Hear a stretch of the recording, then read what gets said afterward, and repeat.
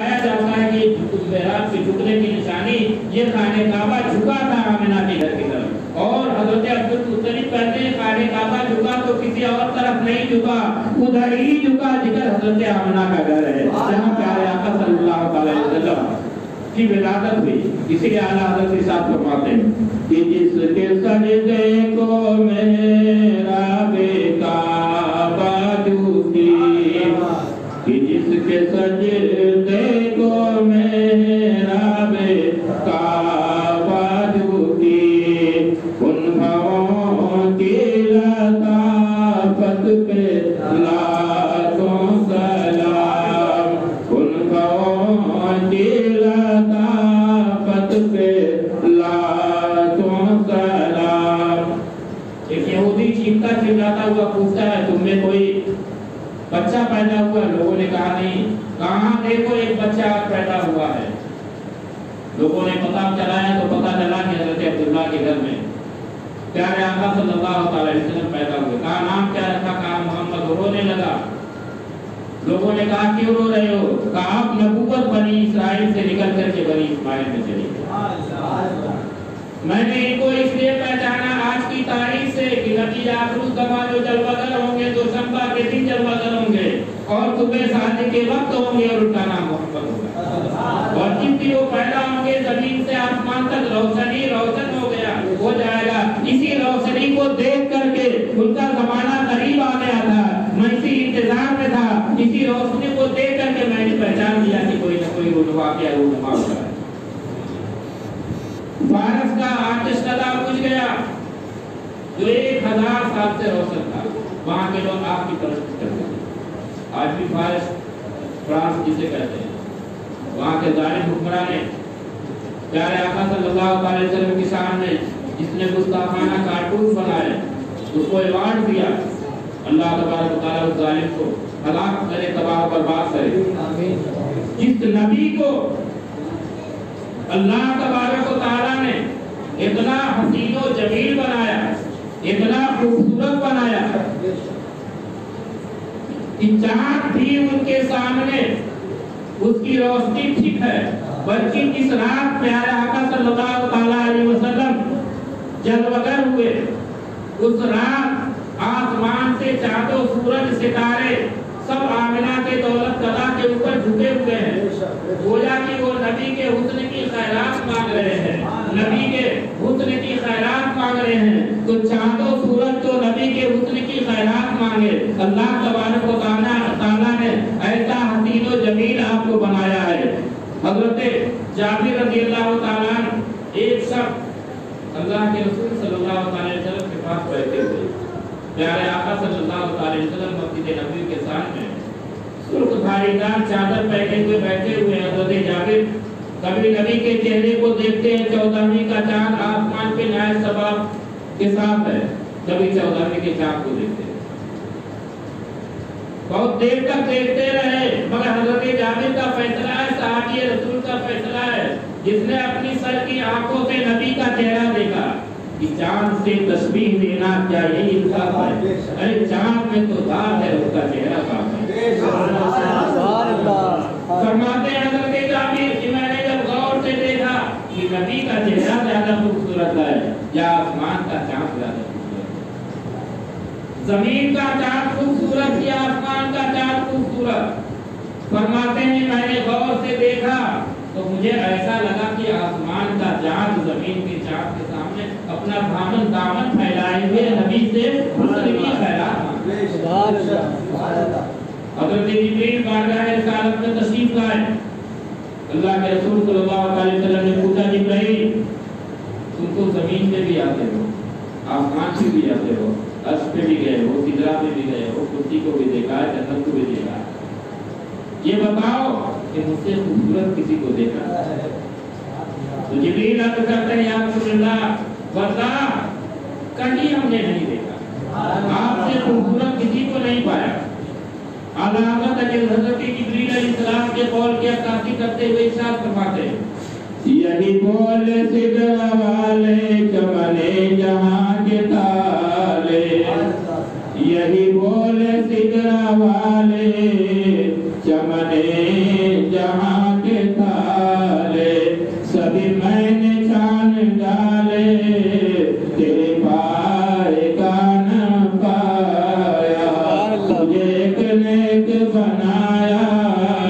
تجھے نیک بنایا، وہی رب ہے جس نے تجھ کو ہمتن کرم بنایا، ہمیں بھیک مانگنے کو تیرا راستہ بتایا، تجھے حمد ہے خدایا، تجھے حمد ہے خدایا۔ کہ حضرت جبرائیل زمین کے سارے انسانوں کو دیکھا، حضرت آدم علیہ السلام سے لے کر کے اب تک کوئی ایسا حسین سے حسین انسان نہیں جس کو جبرائیل نے دیکھا نہ۔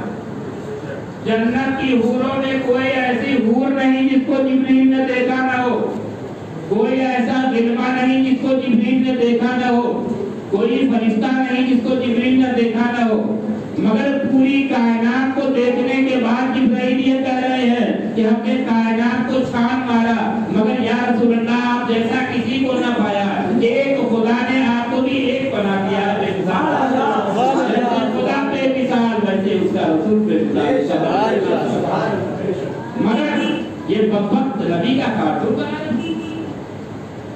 سنو، اللہم صلی علیہ قلبا من کلابی، اے اللہ اپنے کتوں میں سے کتا ان کے اوپر مسلط کر دے۔ نبی کے گستاخ ذلیل و رسوا ہو کر کے مر جائیں گے، مگر نبی کا چرچا، ان کے حسن کا چرچا، ان کے جمال کا چرچا نہ رکا ہے نہ رکے گا، مٹ گئے مٹتے ہیں مٹ جائیں گے، آقا تیرے نہ مٹا ہے نہ مٹے گا کبھی چرچا۔ یا رسول اللہ آپ کا چرچا کبھی نہیں مٹ سکتا، نہ مٹا ہے نہ مٹے گا، جب بڑھائے تجھے اللہ تعالیٰ، تو گھٹانے سے کسی کے نہ گھٹا ہے نہ گھٹے، کسی کے گھٹانے سے کارٹون بنانے سے نبی کی عظمت نہیں کر سکتی، تو گھٹائے سے کسی کے نہ گھٹا ہے نہ گھٹے، جب بڑھائے تجھے اللہ تعالیٰ دے گا۔ جب اللہ تعالیٰ آپ کو بلند کر رہا ہے، بڑھا رہا ہے، اور پروردگار عالم کے ساتھ ورفعنا لک ذکرک، اے محبوب ہم آپ کی خاطر آپ کے ذکر کو بلند کریں گے، اتنا بلند کریں گے، اتنا بلند کریں گے، اتنا بلند کریں گے کہ جب بچہ پیدا ہو تو اس کے کان میں سب سے پہلے کہو اشہد ان محمد رسول اللہ۔ اے بچے تم آئے ہو تو اللہ کی وحدانیت کے ساتھ نبی کی غلامی کا پتہ اپنی گردن میں ڈال لو، کامیاب رہو گے۔ تمہاری آمد کا مقصد یہی ہے۔ بچے کے کان میں لگا دی جاتی ہے نا، بچہ پیدا ہوتا ہے تو پہلی آواز اس کے کان کے اندر جو جانی چاہیے وہ کیا ہے؟ اذان، اللہ اکبر اللہ اکبر اللہ اکبر اللہ اکبر لا الہ الا اللہ، ہے نا، اشہد ان لا الہ الا اللہ اشہد ان محمد رسول اللہ، گواہی دو کہ محمد اللہ کے رسول ہیں۔ یعنی بچے کو بتایا جاتا ہے نبی کا ذکر سب سے پہلے بچے کے کان میں، دنیا میں آیا تو سب سے پہلے نبی کا ذکر، اور جب مرتا ہے اب وہاں پہ جب جنازے کی نماز پڑھتے ہیں، اس کے مغفرت کی دعا کرتے ہیں، کوئی نماز پڑھو چاہے خانہ کعبہ میں، چاہے مسجد نبوی میں، چاہے اپنے محلے کی مسجد میں، چاہے بیت المقدس میں، امام آگے مقتدی پیچھے، امام سے کوئی آگے اس کی نماز نہیں ہوگی، لیکن اے مومن تیری شان کتنی بلند، زندہ تھا تو امام کے پیچھے تھا، مر گیا تو امام کے آگے ہو گیا۔ اب امام اللہ اکبر کہہ کے پہلے اللہ کی ثنا بیان کرتا ہے، اس کے بعد نبی کے اوپر درود پاک پڑھتا ہے۔ تو پیدا ہوا تو نبی کا ذکر، اور مر رہا ہے تو جنازے میں بھی نبی کا ذکر، مسجد میں آیا بلایا گیا نماز کے لیے تو نبی کے ذکر کے ساتھ بلایا گیا، یعنی آؤ عبادت کے لیے، نماز کے لیے، اللہ کی بندگی کے لیے، مگر یہ بندگی نبی کے ذکر کے ساتھ ہے.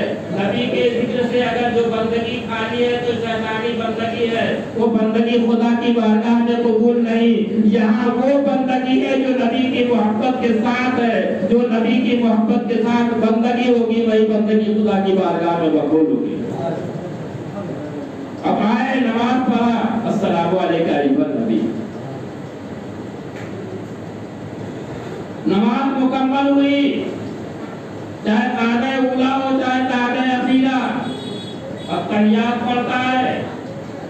التحیات للہ والصلوات والطیبات، میری ظاہری بدنی مانی ساری عبادتیں اللہ کے لیے. پھر کہتا ہے السلام علیکم ایھا النبی. نبی آپ کے اوپر سلام.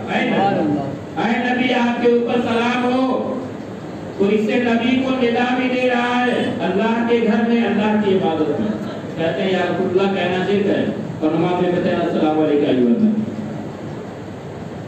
ایو میں یہاں میں کوئی فرق نہیں ہے، بلکہ نو کا قاعدہ یہ ہے کہ یہاں دور کے لوگوں کو پکارا جاتا ہے اور قریب کے لوگوں کو پکارا جاتا ہے. گویا کی نماز میں نبی اولا بالمؤمنین من انفسہم، نبی مومنوں کی جان سے زیادہ قریب ہیں. تو جب مومن ہوتا ہے تو نماز میں کہتا ہے نبی، یا اے نبی آپ تو قریب بھائی ہیں، آپ کے ساتھ.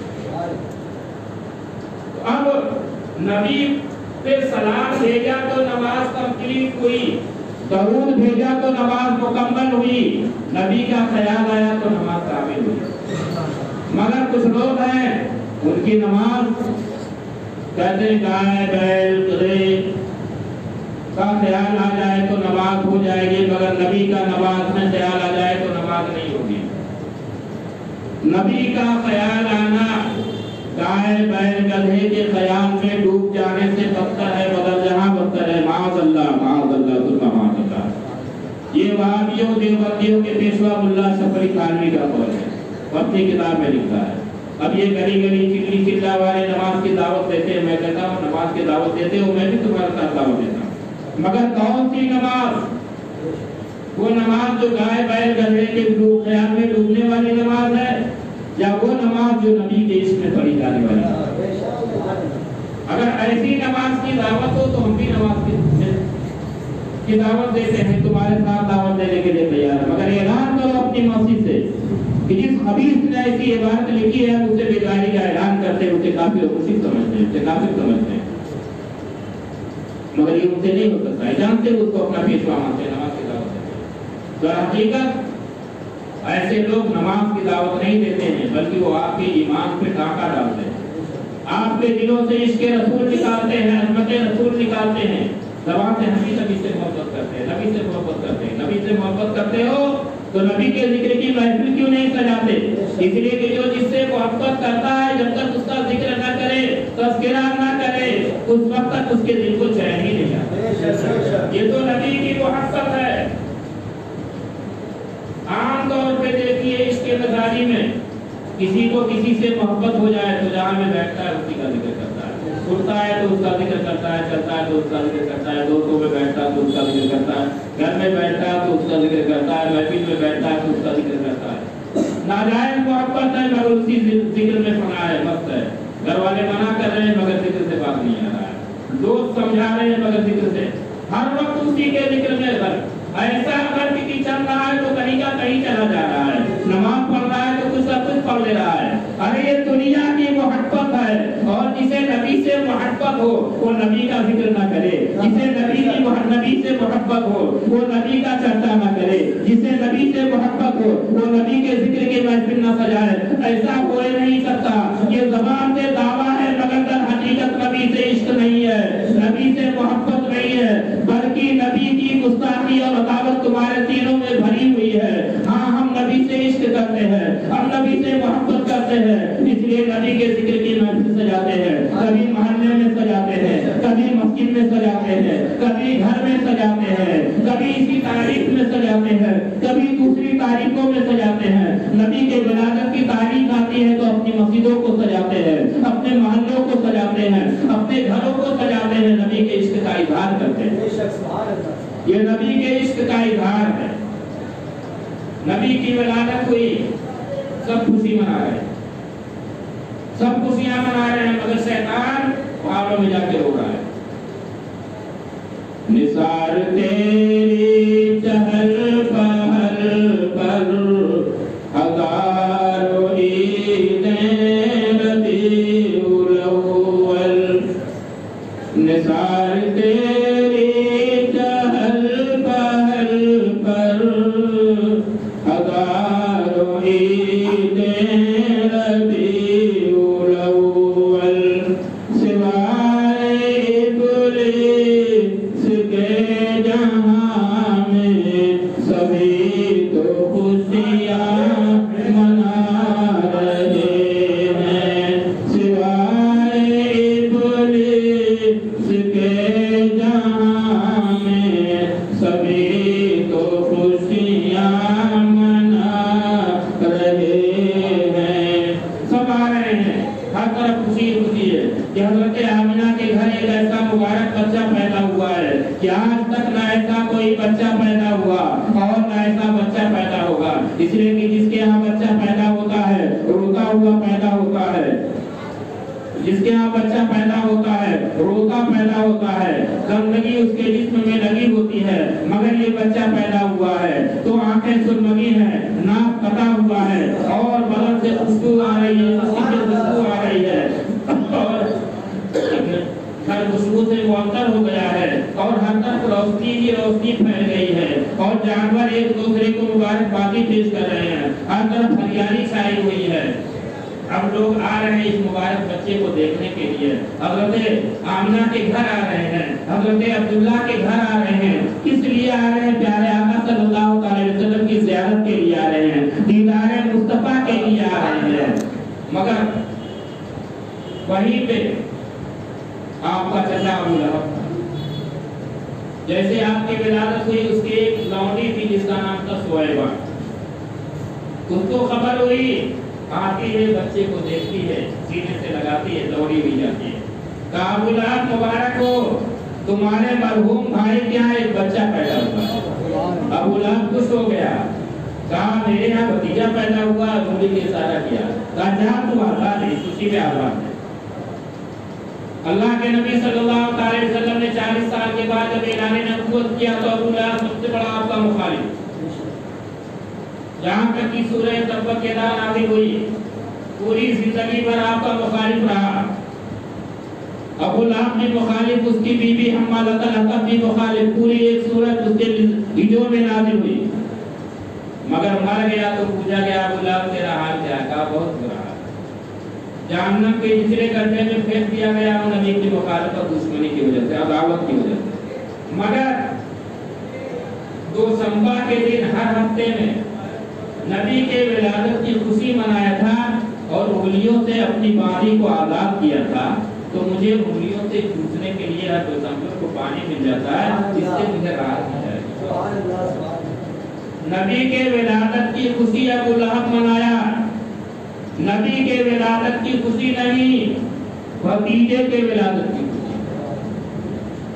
بھتیجے کے ولادت کی خوشی منایا تو محروم نہ رہا، کافر تھا. اللہ کو یہ گوارا نہیں کہ میرے نبی کے ولادت کی کوئی خوشی منائے، اگرچہ کافر ہو مگر اسے کوئی حصہ نہ ملے، محروم رہے. کہا ابو لہب تو دشمن مصطفیٰ ہے، گستاخ رسول ہے، مگر پھر بھی نبی کے ولادت کی خوشی منایا ہے، اس لیے تم محروم نہ رہے گا. ہر دوشنبے کو انگلیوں سے چوسنے کو پانی مل جاتا ہے، جس سے اسے راحت مل جاتی ہے. اے دیوانے مصطفیٰ، اے عاشقان مصطفیٰ، ہم تو عاشقان مصطفیٰ ہیں، نبی کا کلمہ پڑھتے ہیں، ہم نبی کے ذکر کی محفل منائیں گے، ولادت مصطفیٰ کی خوشی منائیں گے. تو پھر ہم قیامت کے دن کیسے محروم رہ سکتے ہیں؟ انشاءاللہ تبارک و تعالی جب میدان محشر کی تیز دھوپ میں جس وقت آسمان، جس وقت آفتاب ہمارے سر کے اوپر ہوگا سوا نیزے پر، زمین تابے کی ہوگی اور پسینے سے زبانیں باہر آئیں گی، اس وقت نبی کے ولادت کی خوشی منانے والوں سرکار اپنے ہاتھوں سے تمہیں جامع کوثر. اور یہ تو چھوٹی چھوٹی محفلیں ہیں. ایک محفل اللہ نے بڑی پہلے کی تھی، اس وقت کوئی پیدا نہیں، صرف روحیں. اللہ تبارک و تعالیٰ نے تمام روحوں کو جمع کیا اور انبیاء کی روحوں کو جمع کیا، اور اللہ نے ان انبیاء کی روحوں سے عہد دیا، وَإِذْ أَخَذَ اللَّهُ مِنَ النَّبِيِّينَ مِيثَاقَهُمْ، کہ اے نبیوں، تم جب میرے نبی کا زمانہ پانا تو ان کے اوپر ایمان لانا اور ان کا ذکر کرنا۔ روحوں سے اللہ تبارک و تعالیٰ نے نبی کا عہد و پیمان لیا، نبی کی آمد کا، اور ایک جلسہ، ایک محفل میدان محشر میں، جہاں آدم علیہ السلام کی امت بھی ہوگی، نوح علیہ السلام کی امت بھی ہوگی، ابراہیم علیہ السلام کی امت بھی ہوگی، اسماعیل علیہ السلام کی امت بھی ہوگی، موسیٰ علیہ السلام کی امت بھی ہوگی، عیسیٰ علیہ السلام کی امت بھی ہوگی۔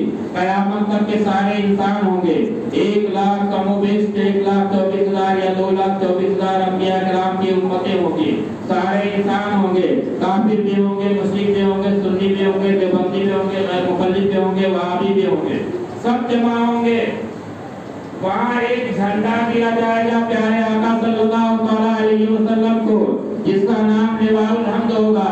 اے جھنڈے سے چڑھنے والوں، میدان محشر میں نبی کو جھنڈا دیا جائے گا، اور جتنے عاشق مصطفیٰ ہیں سب جمع ہو جائیں گے، اور سب کے سب جمع ہو کر کے وہاں پہ نبی کی حمد بیان کریں گے، نبی کی تعریف کریں گے، وہاں نعت مصطفیٰ گنگنائیں گے، سب نبی کی نعت پڑھیں گے۔ وہاں ایک ایسی محفل ہوگی جب اولی اوسطی آخری سب نبی کی تعریف کرتے ہیں۔ تو نبی کا ذکر اللہ نے بلند کیا۔ اب ہر گھر سے لوگ آ رہے ہیں، عورتیں آ رہی ہیں نبی کی زیارت کے لیے، مرد آ رہے ہیں نبی کی زیارت کے لیے۔ ابو لہب نے اس خوشی میں اپنی باڈی کو آزاد کیا تو اسے یہ فائدہ ملا کہ ہر دو صفحے کو اس کی انگلیوں سے پانی بھی جایا کرتا ہے۔ انشاءاللہ تبارک و تعالیٰ آپ بھی 12 ربیع الاول کی خوشیاں منائیں، اپنے گھروں کو سجائیں، بہتر سے بہتر کھانا بنائیں، اور کھانا بنانے کے بعد تقسیم کریں غربا مساکین میں، دوست احباب کو مٹھائیاں بانٹیں، خروس بانٹیں، خوشیاں بنائیں۔ انشاءاللہ تبارک و تعالیٰ قیامت کے دن اس کا اجر آپ کو ملے گا۔ نبی کی بارگاہ سے تبارک و تعالیٰ عطا فرمائے۔ اہل مکہ کا یہ دستور تھا کہ وہ اپنے بچوں کو اپنے گھروں میں نہیں رکھتے۔ اس کی وجہ ہے کہ مکہ شہر کا دور دراز سے لوگ آتے، زبانیں غلط تھی۔ تو ایک تو یہ ہے کہ آب و ہوا صاف ستھری نہیں ہوتی، اور دوسرے کی زبان غلط ملت ہو جاتی۔ تو گاؤں میں وہ اپنے بچوں کو بھیج دیتے تاکہ وہاں ان کو صاف ستھری ہوا ملے، صحت مند رہے، اور ان کی زبان صاف ستھری ہو۔ چنانچہ قبیلے بنی سعد کی کچھ داڑیاں سال میں 2 مرتبہ مکے میں آتی اور بچوں کو لے کر کے جاتی تھی۔ ان سال بھی قبیلے بنی سعد کی داڑیاں مکے میں آئیں، اور آنے کے بعد پھیل جاتی ہے مکے میں، جس کے یہاں بچہ پیدا ہوا ہے، وہ آتی ہے اور گھروں سے بچوں کو لیتی ہے، لے کر کے اپنے خیمے میں جاتی ہے۔ خیمے میں لے جانے کے بعد 4-5 دن تک وہ خیمے میں رکھی تاکہ بچہ ان سے معلوم ہو جائے۔ عورتوں کو پتہ چلا کہ ان کے یہاں بچہ یتیم ہے، اس کا باپ انتقال کر چکا، تو جی کچھ ملے گا نہیں، چھوڑ دیتی۔ حضرت حلیمہ بڑی غریب خاتون تھی، ایک اونٹنی تھی وہ بھی بیمار، لاغر ایک گدھی تھی وہ بھی بیمار، اونٹنی کا دودھ پیا کرتی تھی، گدھی پہ سوار ہوا کرتی تھی، اپنے شوہر حارث کے ساتھ وہ بھی مکے میں آئی، مگر ان کی سواری کمزور ہونے کی وجہ سے ساری سواریوں سے پیچھے رہ گئی، اور ساری سواریاں آگے نکل کے سب بچے رہ گئے۔ یہ پہنچی تو سارے بچے جا چکے تھے، کوئی بچہ نہیں۔ پتہ چلا کہ ایک بچہ صرف ہے، وہ بھی یتیم ہے۔ اپنے شوہر سے پوچھتی ہیں خالی ہاتھ جانے سے بہتر تو یہ یتیم بچے کو نہیں آیا۔ شوہر نے کہا لے خالی ہاتھ جا کے کیا ہوگا، بچہ دی آتی ہیں۔ جب حضرت حلیمہ حضرت آمنہ کے گھر آتی ہیں، سرکار دو عالم صلی اللہ علیہ وسلم سبز ریشمی چادر پہ سفید چادر اوڑھے کے سرخ دھاری دار سو رہے۔ حضرت حلیمہ نے ان کے سینے پہ ہاتھ رکھ دیا۔ جیسے سینے پہ ہاتھ رکھا، اور سرکار کے چہرے سے چادر ہٹائی، سرکار مسکرا دیتے ہیں۔ سرکار کو دیکھ کر کے کہ چاند جیسا خوبصورت چہرہ وہ بھی مسکراتا ہوگا، ایسے پنکھڑیوں جیسے ہو کہ اعلیٰ حضرت ارشاد فرماتے ہیں پتلی پتلی گلے قدس کی پتیاں، یہ پتلی پتلی گلے قدس کی پتیاں، ان لبوں کی نزاکت پہ لاکھوں سلام، ان لبوں کی نزاکت پہ لاکھوں سلام، لے کر کے فوراً اپنے پستان سے لگا لیتے ہیں۔ پیارے آقا صلی اللہ علیہ وسلم کو دائیں پستان سے لگاتی ہیں، آپ دودھ پیتے ہیں، پھر آپ چھوڑا کر کے بائیں پستان کی طرف لگاتی ہیں، مگر کہاں ہیں وہ لوگ جو کہتے ہیں نبی کو پیٹھ کے پیچھے کی خبر نہیں؟ کوئی بچہ پیدا ہوتا ہے تو اسے دونوں پستان پکڑایا جاتا ہے، دونوں پستان سے دودھ پیتے ہیں بچے، مگر ہمارے نبی جلوہ گر ہو رہے ہیں، دائیں پستان کا دودھ پی رہے ہیں، بائیں پستان سے لگا رہے ہیں، منہ ہٹا لے رہے ہیں، پھر دائیں طرف لگا رہے ہیں تو پی رہے ہیں۔ کیوں؟ اس لیے کہ حضرت حلیمہ کا ایک بیٹا تھا جس کا نام عبداللہ تھا، وہ بھی دودھ پیتا تھا۔ پیارے آقا صلی اللہ علیہ وسلم اپنے عمل سے بتا رہے ہیں کہ میں عدل قائم کرنے کے لیے آیا ہوں، میں انصاف قائم کرنے کے لیے آیا ہوں، تو میں ہی اگر کسی کا حق چھینوں تو پھر دوسرا کون انصاف کیسے انصاف کر سکتا ہوں؟ یہ میرے بھائی کا حق ہے، اور میں اپنے بھائی کا حق مارنے کے لیے نہیں بلکہ مظلوموں کا حق دلانے کے لیے آیا ہوں، حق والوں کا حق دلانے کے لیے آیا ہوں۔ چنانچہ ایک پستان کا دودھ پیتے حضرت حلیمہ سمجھ جاتی ہے کہ کتنا مبارک بچہ ہے، یہ کتنا ہوش مند بچہ ہے کہ اپنے بھائی کا حق نہیں مار رہا ہے، ایک پستان سے دودھ پی رہا ہے اور دوسرے پستان کو منہ نہیں لگا رہا ہے۔ اسی طرف اشارہ کرتے ہوئے اعلیٰ حضرت ارشاد فرماتے ہیں کہ بھائیوں کے لیے ترک پستہ کریں، کہ بھائیوں کے لیے ترک پستہ کریں، دودھ پیتوں کے نسبت پہ لاکھوں سلام، دودھ پیتوں کے نسبت پہ لاکھوں سلام۔ حضرت آمنہ فرماتے ہیں خاتون مایوس نہ ہو، یہ بچہ بڑا مبارک بچہ ہے، اس بچے کو لے جاؤ، یہ خوش نصیب بچہ ہے، تمہارا گھر خیر و برکت سے بھر جائے گا۔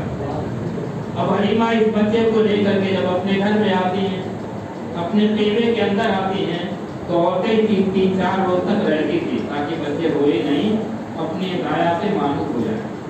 گھر پہ آتی ہیں تو کیا دیکھتی ہے خیمے کے اندر کہ وہ اس کی فرقہ ہو گئی، یہ دودھ نکالتے تو تھوڑا سا دودھ نکالتا، تھوڑا یہ پیتے تھوڑا یہ پیتے، یعنی تھوڑا حارث پیتے تھوڑا حلیمہ پیتی، اور خالی پیٹ بھوکے سو جایا کرتے تھے، مہینوں سے وہ بھوکے سوتے تھے، پیٹ بھر ان کو کھانے کے لیے کچھ نہیں ملتا۔ آج اللہ کا شکر ادا کرو، یہ بریانی ہے، یہ کباب ہے، یہ مرغے کی ٹانگ ہے، اور یہ لالی پاپ ہے، اور یہ طرح طرح کے کھانے ہیں، پکوان ہیں، فروٹس ہے۔ پہلے تو غذائیں دودھ ہے تو دودھ ہے، پانی ہے تو پانی ہے، نکال کر کے کھا لے، مگر کم کھاتے تھے، پانی پی کر کے اللہ کا شکر ادا کرتے تھے، زمزم سے کئی دن تک گزارا کرتے تھے، اللہ کا شکر ادا کرتے تھے، دودھ پی کر کے اللہ کا شکر ادا کرتے تھے، شکار جانور شکار کر کے اس کا گوشت کھاتے تھے، اللہ کا شکر ادا کرتے تھے۔ مگر آج ہم اتنی نعمتوں کو کھانے کے باوجود بھی اللہ کا شکر ادا کرنے کے لیے اللہ کے گھر میں نہیں آتے ہیں، اذان ہوتی ہے مسجدیں خالی نظر آتی ہیں، آج اتنی نعمتیں پانے کے بعد بھی اللہ کا شکر نہیں ادا کرتے ہو۔ اعلیٰ حضرت ارشاد فرماتے ہیں دن لہو میں کھونا تجھے، شب صبح تک سونا تجھے، دن لہو میں کھونا تجھے، شب صبح تک سونا تجھے، شرم نبی خوف خدائی بھی نہیں، وہ بھی نہیں، شرم نبی خوف خدائی بھی نہیں، وہ بھی نہیں۔ راستے سے گزرتی تھی ان کے راستے، مگر جیسے ہی سرکار کو لے کر کے اپنے خیمے میں پہنچی اونٹنی فرما ہو گئی۔ اب حارث جاتے ہیں دودھ نکالنے، پورا برتن بھر جاتا ہے، لاتے ہیں تو شکم سیر ہو کر کے خود بھی پیٹ بھر پیتے ہیں، حضرت حلیمہ بھی پیٹ بھر پیتی ہے اور پوچھتی ہے یہ کیا منظر ہے، ہماری اونٹنی تو بڑی لاغر تھی، بڑی کمزور تھی، مگر آج جب ہم نے دودھ پیا ہے تو ہر دودھ سے بھرا ہوا تھا، پورا برتن بھر گیا۔ حلیمہ کہتی بچے کی برکت، یہ بچہ جب سے آیا اس بچے کی برکت ہے۔ اور کہتے ہیں کہ اس رات ہم ایسے سوئے کہ پوری رات بھوک کی شدت کی وجہ سے کروٹیں بدل بدل کر کے سویا کرتے تھے، مگر سرکار آ گئے تو چین کی نیند سو رہے۔ اب 2-3 روز کے بعد جب گاڑیاں چلی ہیں اپنے خیمے اپنے گھر کی طرف، یہ طائف سے پہلے حضرت حلیمہ کا قبیلہ پڑتا ہے۔ اس مرتبہ جب عمرے کے لیے میں گیا تو ہم لوگ کے ساتھی جو ہے طائف کے لیے بھی گئے، تو طائف گئے تو اس سے پہلے حضرت حلیمہ کا ٹکڑا ملے گا، ٹکڑا تو اب ہے نہیں، مگر حضرت حلیمہ کا جتنا گھر تھا وہیں پہ پتھر لگا دیا ہے۔ لوگ زیارت کرتے ہیں، 3 جگہ ہے، ایک جگہ تو وہ ہے جو حضرت حلیمہ کا گھر ہے، ایک جگہ وہ ہے جہاں پہ حضرت حلیمہ کے مہمان آیا کرتے تھے، اور ایک جگہ وہ ہے جہاں حضرت حلیمہ سرکار کو سلا دیا کرتے۔ کوئی پتھر راگے نشان باقی رہ گیا، میں نے سنا ہے کہ وہابیوں نے اسے بھی برابر کر دی، لیکن بہت لوگ زیارت کے لیے آتے تو اس کو بھی بلڈوزر چلا کے برابر کرتے۔ تو حضرت حلیمہ جب چلتی ہیں تو سارے دائروں کی سواریاں آگے آگے نکل چکی تھی، حضرت حلیمہ پیچھے پیچھے، مگر جب اپنی گدھی پہ سوار ہوئی تو اتنی تیز یہ گدھی چلی کہ سارے سواریوں سے آگے نکل گئی۔ جب آگے نکلی تو ان گائیوں نے کہا کہ حلیمہ کیا تم نے سواری بدل دی، کہ تمہاری سواری تو بڑی لاغر تھی، بڑی کمزور تھی۔ تو حضرت حلیمہ فرماتی ہے کہ میں نے سواری نہیں بدلی ہے، سواری تو وہی ہے، سوار بدل گیا۔ یہی سوار کی برکت ہے کہ ہماری سواری تندمند ہو گئی، فرما ہو گئی اور سب سے آگے نکل گئی۔ حضرت حلیمہ لے جاتی ہیں اپنے گھر، کاشتکاری کا زمانہ تھا، ہر طرف خشک چٹیل میدان، جانور جاتے تھے، گھاسیں نہیں ملتی تھی، بھوکے آتے تھے، مگر حضرت حلیمہ کی بکریاں لے کر کے، حلیمہ کی بیٹی سیما تھی، وہ اور ان کے بیٹے عبداللہ جب جایا کرتے تھے چرانے کے لیے تو جدھر جاتی ادھر کی زمین ہری بھری ہو جاتی، وہ فرما ہو کر کے آتی تھی۔ محلے کی عورتوں نے کہا حلیمہ کی بکریاں خوب فرما ہو کر کے آتی ہیں، اس لیے تم بھی اپنی بکریاں حلیمہ کی بکریوں کے ساتھ لے جایا کرو تاکہ وہ جائے تو وہ بھی فرما ہو کر کے جب آئیں۔ چنانچہ اب محلے کی عورتیں جب ان کی بچیاں یا بچے اپنی بکریوں کو لے کے جاتے تو حلیمہ کی بکریوں کے ساتھ لے کے جاتے، تو جہاں بھی یہ بکریاں جاتی ہیں طرف ہریالی ہریالی ہو جاتی اور بکریاں خوب فرما ہو کر کے آتی، کافی کے وقت ہو کر کے۔ پیارے آقا صلی اللہ علیہ وسلم کی عادت کریمہ ہے، بچے روتے ہیں مگر آپ کبھی نہیں روتے، کبھی کھانے کے لیے پینے کے لیے دودھ کے لیے کبھی آپ نہیں روتے، بلکہ حضرت حلیمہ اپنے کام کاج سے فرصت پاتی آتی، دودھ پلاتی، آپ کو سلا دیتی اور دن بھر آپ کہتے رہتے۔ پیشاب پکانے کی آپ کو ایک وقت مقرر تھا، اسی وقت آپ کو حاجت کرا دیتی، اس کے بعد کبھی بستر پہ آپ نے پیشاب پکانا نہیں کیا۔ عام بچے بستر پہ کودتے رہتے ہیں، اب اس کے لیے حدیث چل گیا ہے، پوری دکانیں سے ہو جاتی ہیں، مگر پیارے آقا صلی اللہ علیہ وسلم کبھی بستر پہ آپ نے پیشاب پخانا نہ کیا، بلکہ ایک وقت مقرر تھا، پیشاب پکائے رفع حاجت کرا دیتی اور اس کے بعد بستر پہ لٹا دیتی آپ کرتے۔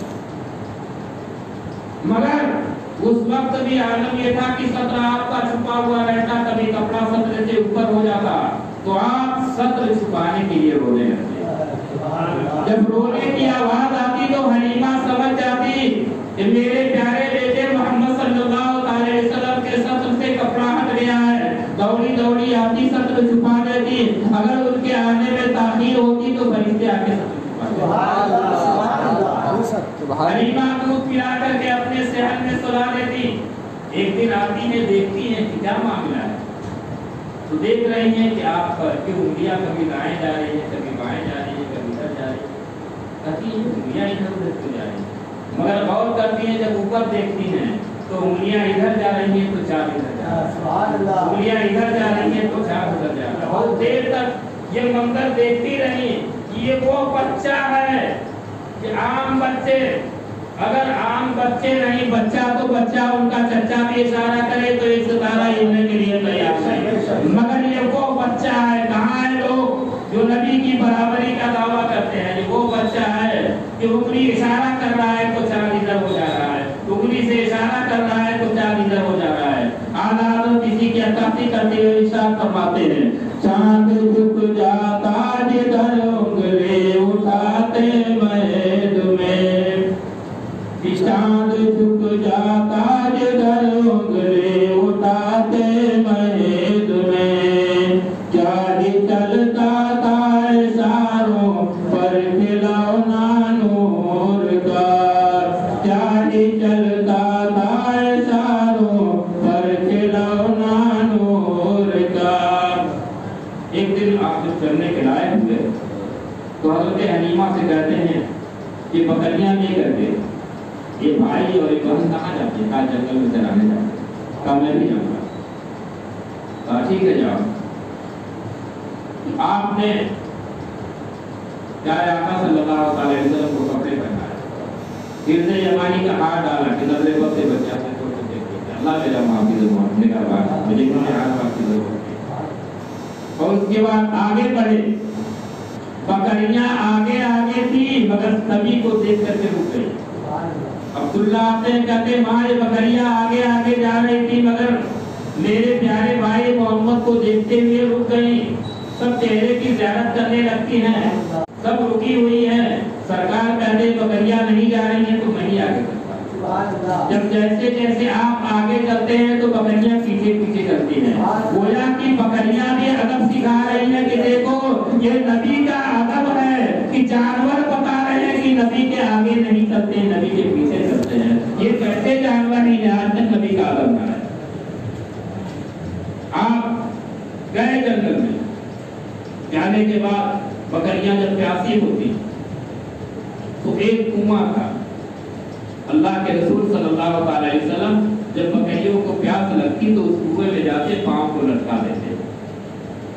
جب پاؤں لٹکا دیتے تو کنویں کا پانی نیچے ہوتا مگر جیسے ہی پیارے آقا پاؤں لٹکاتے ویسے ہی کنویں کا پانی اوپر. تو ساری بکریاں ڈول رسی نہیں وہ لگاتے کنویں کا پانی. آج بھی وہ کنواں موجود ہے الحمدللہ. میں جب گیا تھا تو اس کنویں کی زیارت کیا. پانی تو نیچے تھا. لوگوں نے کہا اس کا پانی پینا چاہیے. کہا کیا کیا جائے؟ تو ایک رسی ملی، اس میں جو پانی پینے والا باٹل ہوتا ہے اس باٹل پہ رسی باندھا گیا اور اس کے بعد اس کو لٹکایا گیا. لٹکانے کے بعد باٹل کو ڈبویا گیا. ڈبونے کے بعد ایک باٹل پانی نکالا گیا اور تھوڑا تھوڑا کر کے لوگوں نے پیا. تو اتنا شیریں اتنا میٹھا پانی کہ اس سے میٹھا اور شیریں پانی کسی کنویں کا ہم نے پایا ہی نہیں. سب لوگ بطور تبرک اسی باٹل سے تھوڑا تھوڑا جیسے جیسے بھی نکل رہا تھا نکال کے اپنے اپنے برتنوں میں باٹلوں میں بھر کر کے لے کے جا رہے. تو یہ وہ کنواں ہے کہ اللہ کے رسول صلی اللہ علیہ وسلم جب پاؤں لگا دیتے تو کنویں کا پانی اوپر آ جاتا. تو آپ 2-3 دن تک اس جنگل میں نہیں سکتے. صرف آپ کے بھائی اور آپ کی بہن سیما یہ پہنچی جنگل میں بکریوں کو لے کر کے. جب 3 دن ہو گیا تو ایک دن ایک شیر حضرت حلیمہ کی ایک بکری کو کھا لیا. حلیمہ کا بیٹا آیا روتے ہوئے کہا ماں شیر میری بکری اٹھا لے گیا. کہا شیر پہلے بکریاں اٹھا لے جاتے تھے مگر جب سے محمد صلی اللہ علیہ وسلم تشریف لائے ہیں کوئی شیر اب کسی بکری کو اٹھاتا نہیں. اچانک یہ شیر بکری کیسے اٹھایا؟